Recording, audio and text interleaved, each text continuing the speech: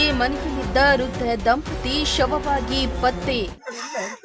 ನಮ್ಮೊಬ್ಬ ಚೆನ್ನಾಗಿರ್ಬೇಕು ಅಂತ ತಗೊಂಡ್ಬಂದಿರ್ಲೇಟೆ ಸರ್ ನಾನು.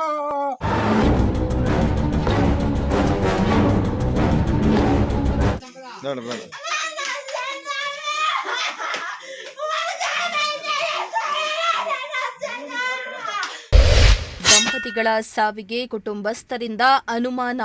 ಏನು ಬೇಡಮ್ಮ ನಮಗ, ನೀವು ನಮ್ಮ ಮುಂದೆ ಇರ್ರಿ ಅಂತ ಹೇಳಿದೆ ಸರ್.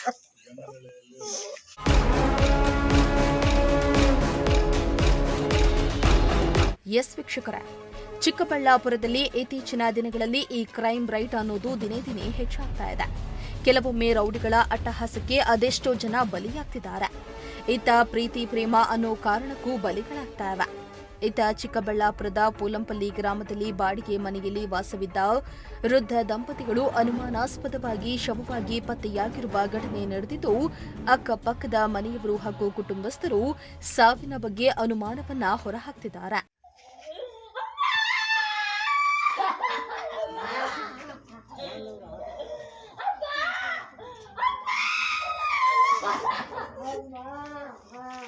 ಹೌದು, ಹೀಗೆ ಮನೆಯಲ್ಲಿ ಹೆಣವಾಗಿ ಬಿದ್ದಿರುವ ವೃದ್ಧ ದಂಪತಿಗಳ ಹೆಸರು ಅಶ್ವಥಪ್ಪ ಹಾಗೂ ಹನುಮಕ್ಕ ಎನ್ನಲಾಗಿದೆ.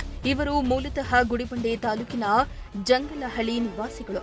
ಕೆಲಸಕ್ಕೆಂದು ವೃದ್ಧ ದಂಪತಿಗಳು ಪೋಲಂಪಲ್ಲಿಗೆ ಬಂದು ಅಲ್ಲಿಯೇ ಬಾಡಿಗೆ ಮನೆಯಲ್ಲಿ ವಾಸವಾಗಿದ್ರು.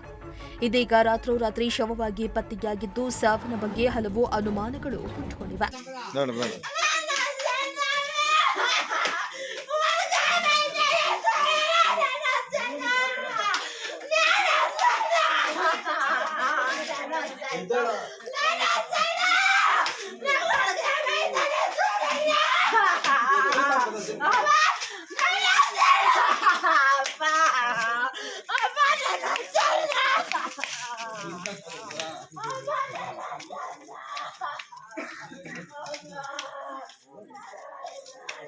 ಇನ್ನು ದಂಪತಿಗಳಿಬ್ಬರು ಕಳೆದ 1 ವರ್ಷದಿಂದ ಪೋಲಂಪಲ್ಲಿ ಗ್ರಾಮದಲ್ಲಿ ಬಾಡಿಗೆ ಮನೆಯನ್ನ ಮಾಡಿಕೊಂಡು ಜೀವನ ಮಾಡ್ತಾ ಇದ್ರು. ಇವರಿಗೆ 2 ಹೆಣ್ಣು ಮಕ್ಕಳಿದ್ದಾರೆ ಎನ್ನಲಾಗ್ತಾ ಇದೆ. ಕಳೆದ 2 ದಿನಗಳಿಂದ ಮನೆಯ ಬಾಗಿಲು ತೆಗೆಯದಿರುವುದನ್ನು ಗಮನಿಸಿದ ಅಕ್ಕಪಕ್ಕದ ನಿವಾಸಿಗಳು ಅನುಮಾನಗೊಂಡು ಕಿಟಕಿಯ ಬಾಗಿಲನ್ನ ತೆರೆದು ನೋಡಿದಾಗ ದಂಪತಿಗಳಿಬ್ಬರು ಶವವಾಗಿ ಮಲಗಿದ್ರು.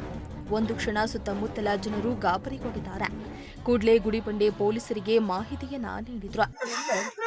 ನಮ್ಮೊಬ್ಬ ಚೆನ್ನಾಗಿರ್ಬೇಕು ಅಂತ ತಗೊಂಡ್ಬಂದಿರ್ಲೇಟೆ ಸರ್ ನಾನು.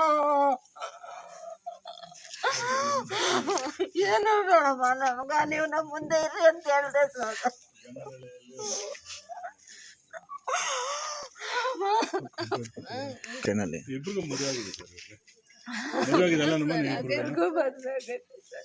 ಕಂಪ್ಲೇಂಟ್ ಏನಾದ್ರು ಕೊಟ್ಟಿದ್ದೀರಾ?